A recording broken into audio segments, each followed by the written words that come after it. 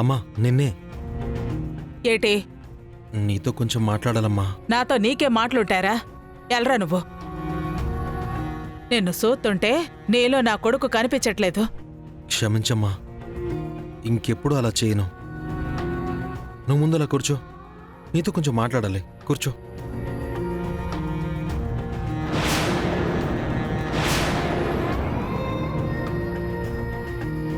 నీ పెళ్ళానికి ఏవైనా పని చెప్తే నువ్వు దాన్ని చీర కట్టుకుని పనులు చేస్తున్నావు. ఇద్దరిని గుడికి తీసుకెళ్లి సీతారాముల కళ్యాణం మీ చేతుల మీదుగా జరిపిద్దామనుకుంటే దానికి కూడా ఏవో కుంటి సాకులు చెప్పి తప్పించుకుంటున్నారు. చేసింది సరిపోనట్టు మళ్ళీ ఏటి మాట్లాడతావరా నాతో? ముందు నువ్వు కోపం తగ్గించుకోమ్మా. నేను చెప్పేది కాస్త ప్రశాంతంగా విను. ఏటో చెప్పు ముందు. ప్రశాంతంగా ఇనాలో వద్దో తర్వాత చూద్దాం. చెప్పు. ఏం లేదమ్మా, పెద్దాయన ఫోన్ చేసి హైదరాబాద్కి రమ్మంటున్నారు. ఆ ముసలాయనకి ఏరే పని పాట లేదట్రా? ఈడ పని వదిలేసి హైదరాబాద్కి పోవాలంటనా? మొన్ననే కదరా మీరెళ్ళొచ్చింది. ఇంతలోనే మళ్ళీ ఏటైనదంట. ఆ, ఏదో ముఖ్యమైన విషయం మాట్లాడాలని చెప్పారమ్మా. అలా ఎలా కుదురుతుందిరా? ఇంట్లో మంగ కూడా లేదు. పనులన్నీ నా నెత్తినెట్టేసి వెళ్ళిపోతే నేనేటైపోవాలి? అసలు నా గురించి ఏటైనా ఆలోచిస్తున్నావా?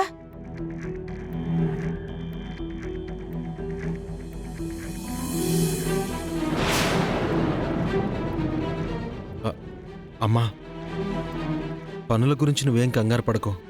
ఇలా వెళ్ళాలా వచ్చేస్తాం. కుదరదు గోపి. వాళ్ళు నిన్ను కీలు బొమ్మలాగా ఆడించాలని చూస్తున్నారు. ఈడ నీ పెళ్ళం నీ సేత సీరలు కట్టించింది. ఆడా ముసలాయన నిన్నటు ఇటు తిప్పుతున్నాడు. అందరూ కలిసి నన్ను ఎర్రిదాన్ని చేసేటట్టున్నారు. అయ్యో అమ్మా, నీకెలా చెప్తే అర్థమవుతుంది?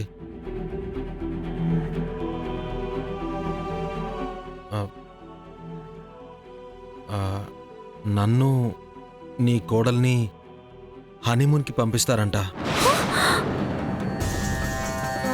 హనీమూనా? అదాడుందిరా? అయ్యో అమ్మా, హనీమూన్ అంటే నువ్వెప్పుడూ అడుగుతూ ఉంటావు కదా, మనవన్ని ఎప్పుడు ఇస్తారు, మనవరాల్ని ఎప్పుడు ఇస్తారు అని.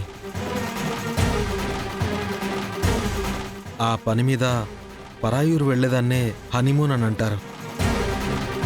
నువ్వు చెప్తుంది నిజమేనట్రా? నిజమమ్మా. ఆ పెద్దాయన ఈ ఒక్క విషయంలోనైనా పెద్ద తరహాగా ఆలోచించాడు. పోనీలే, ఎప్పటికైనా ఈ తల్లి మనసు అర్థం చేసుకున్నారు. ఇంతకీ ఎప్పుడు వెళ్తున్నారా? నువ్వు అంటే ఇప్పుడే బయలుదేరుతామమ్మా.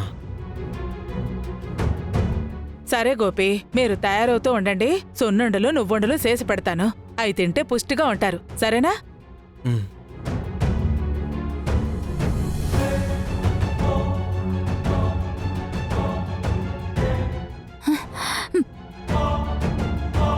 మా తాతయ్య హనీమూన్కి పంపిస్తానని చెప్పాడా నీకు? మీరే చెప్పారు కదండి. హ? ఏంటి, హనీమూన్కి వెళ్దామని చెప్పానా? అది కాదండి, మా అమ్మకి ఏదో ఒకటి చెప్పి ఒప్పించు అని చెప్పారు కదా. అమ్మ ఒప్పుకోవడానికి అంతకంటే గొప్ప ఆలోచన తట్టలేదు. అందుకే అలా చెప్పేశాను. అమ్మ ఒప్పుకుంది కూడా ఆ మాటకేనండి. వేరే ఏం చెప్పినా అమ్మ ఒప్పుకునేదే కాదు. సరే, ఒప్పుకుంది కదా, నేనెళ్ళి లగేజ్ సర్దుకుంటా.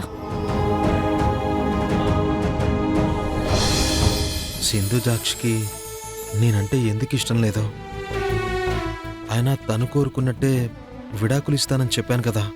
అప్పటి వరకు మంచిగా ఉన్నట్టు నటించమంటే నటిస్తున్నాను కూడా. నా ప్రవర్తనతో ఒక్క నిమిషం కూడా సింధుజాక్షిని బాధ పెట్టింది లేదు.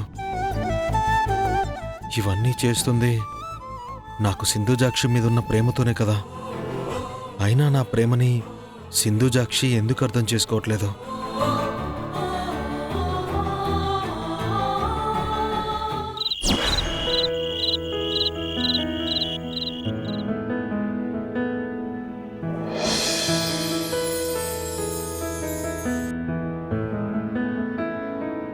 తానుండేది ఇక్కడే. లోపలికి వెళ్ళడం కరెక్ట్ కాదేమో. శ్రీలక్ష్మిని బయటకు రమ్మందాం.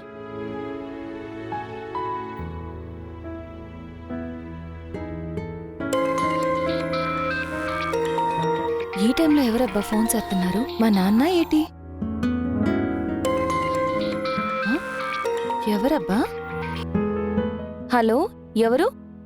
ఆ, శ్రీలక్ష్మి గారు, నేను మీ సీనియర్ విక్రమ్ని. మీరా? నేనే. నా నంబర్ మీకు? ఆ విషయాలన్నీ తర్వాత మాట్లాడుకుందాం. ముందు మీరు బయటకు రండి. బయటకా? ఎక్కడున్నారు మీరు? ఇదిగో మీ ఇంటి ముందే ఉన్నాను. మా ఇంటి ముందా? మా ఇంటికి ఎందుకు వచ్చారు? ముందు మీరు బయటకు రండి ప్లీజ్. ప్లీజ్ విక్రమ్ గారు, ఈ టైంలో నన్ను బయటికి రావడం కుదరదు. మీరు ఇంటి ముందు వెయిట్ చేయకండి, వెళ్ళిపోండి. మీరేదైనా మాట్లాడాలంటే కాలేజీలో మాట్లాడదాం. లేదండి, నేను మీతో మాట్లాడే వెళ్ళాలి. Just 2 minutes. ఇలా వచ్చేలా వెళ్ళిపోండి. అయ్యో ప్లీజ్ విక్రమ్ గారు, అర్థం చేసుకోండి. నాన్న మిమ్మల్ని కలవడం కుదరదు, కరెక్ట్ కూడా కాదు. అలా అనకండి. నేను మీతో మాట్లాడకుండా వెళ్ళే ప్రసక్తే లేదు. మీరు బయటకు వచ్చేంత వరకు నేను ఇక్కడ వెయిట్ చేస్తూ ఉంటాను. అయ్యో ఏటైంది విక్రమ్ గారికి? ఇలా అడ్రస్ ఎత్తుక్కుంటూ రావడం ఏంటి? పెద్దయ్య గారు సొత్తే ఏమనుకుంటారు? లేదంటే నన్నే లోపలికి రమ్మంటారా? వద్దొద్దు, నానే వస్తాను. సరే.